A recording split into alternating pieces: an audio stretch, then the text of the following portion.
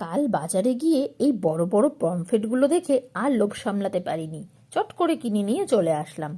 আর বাড়িতে এসে একদম এমনভাবে রান্না করলাম যে গরম গরম ভাতে পুরো ব্যাপারটাই জমে গেছিল। তো কি করেছিলাম তোমরা একটু দেখে নাও তো। এখানে আমি মাছগুলো খুব ভালো করে ধুয়ে নিয়েছি, আর দেখো একটু একটু কাট লাগিয়ে নিয়েছি। এর ফলে না বড় বড় যেহেতু মাছগুলো, ভালো করে ওর মধ্যে মশলাটা যাবে আর ম্যারিনেশনটাও খুব ভালো হবে। এবার উপর থেকে দিয়ে দিয়েছিলাম হাফ একটা পাতিলেবু কেটে রস করে, আর তার উপরে দিয়েছিলাম একটুখানি নুন আর একটুখানি হলুদ গুঁড়ো দিয়ে অন্তত 15 মিনিট মতো একটু ম্যারিনেট করে রাখতে হবে। তাহলে কি হয়, মাছের ফ্লেভারটা খুব সুন্দরও আসে আর মাছের মধ্যে নুনটাও ভালো বসে যায়। এবারে একটি মিক্সিং জারের মধ্যে আমাকে মশলাটা রেডি করতে হয়েছিল। এখানে আমি 2 টেবিল স্পুন নিয়েছিলাম সর্ষে, কালো সর্ষে, আর নিয়েছিলাম 2 টেবিল স্পুন পোস্ত দানা। তোমরা যদি চাও এখানে তোমরা সাদা সর্ষেটাও কিন্তু ব্যবহার করতে পারো।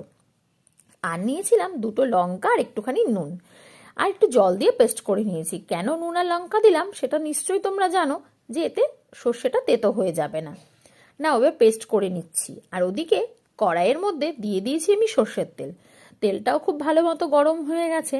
যেই গরম হয়ে যাবে এখানে আমি মাছগুলো একটা একটা করে ভেজে নেব।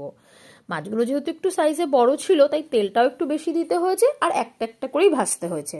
ভাজার সময় কিন্তু তোমরা অবশ্যই খেয়াল রাখবে একটা ঢাকনা দেওয়ার কথা, কারণ ঢাকনাটা না দিলে একদম গায়ে ছিটে একাকার অবস্থা হবে।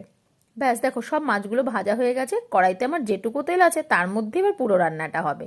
প্রথমে এখানে সোমবারের জন্য আমি ব্যবহার করেছিলাম কি বলতো, কালো জিরে। একদম তাই, যেই ফোড়নটা হয়ে গেল অমনি আমি মিক্সির পেস্টটা এর মধ্যে দিয়ে দিয়েছি। আর তারপরে যে জলটা ছিল সেটাও কিন্তু ওর মধ্যে গুলিয়ে আমি দিয়ে দিলাম। খুব ভালো করে এখানে নাড়াচাড়া করতে হবে। একটুখানি সময় নাড়াচাড়া করে বেশি দেরি করলে কিন্তু চলবে না, তাহলে সর্ষেটা তেতো হওয়ার ভয় থাকবে। আর এর মধ্যে দিয়ে দিয়েছিলাম একটুখানি হলুদ গুঁড়ো। এরপরে কিন্তু এতে আমি একটুখানি লঙ্কা বাটাও ব্যবহার করব। ব্যাস, হলুদ গুঁড়োটা খুব ভালো করে এর সাথে আমি নাড়াচাড়া করে নিচ্ছি। দেখো রংটা যেই সুন্দর হয়ে গেল, তখনই কিন্তু দেখছি আমি চারিদিক থেকে কিন্তু মশলাটা ধরে ধরে আসার মতো হচ্ছে, মানে ওই তেলটা বেরোচ্ছে আর কি। এখনই আমি এখানে লঙ্কা বাটাটা ইউজ করবো। এখানে আমি কাঁচা লঙ্কা বাটাই দিয়েছি, তোমরা যে যেরকম ঝাল খাও সেই হিসাবে দিও। আমার মাছ ছিল 700 গ্রাম, তো সেই হিসাবে কিন্তু আমি তেল আর মশলাটা ব্যবহার করেছি। ব্যাস, এভাবে নাড়াচাড়া করতে করতে যখন তেলটা বেরিয়ে যাবে তখনই এতে জল দিয়ে দিতে হবে। বেশি দেরি করলে চলবে না।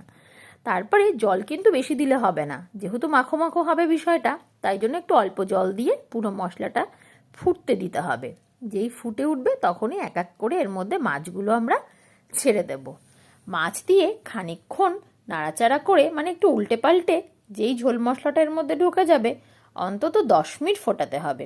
ব্যাস, তারপরে কি, তারপরে নামিয়ে নিলেই তো হয়ে গেল। আর কিচ্ছু লাগবে না। রান্নাটা বেশ তাড়াতাড়িও হয় আর খেতেও দারুণ হয়েছে। গরম গরম ভাতে দুপুরবেলা এক্কেবারে জমে যাবে। দেখো কি ডিলিশিয়াস লাগছে দেখতে, খেতেও ভীষণ ডিলিশিয়াস হয়েছিল। তো তোমরা আমাকে কমেন্ট করে কিন্তু অবশ্যই জানিও কেমন লাগলো।